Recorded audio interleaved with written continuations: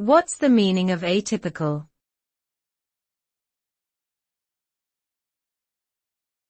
Atypical.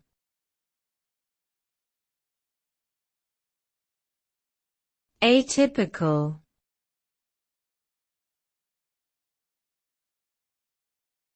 Atypical.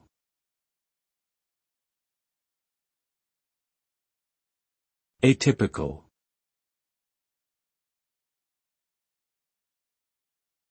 Atypical means something that is not typical or usual, deviating from what is considered as the norm. It suggests that something is unusual or out of the ordinary, and may not conform to expectations.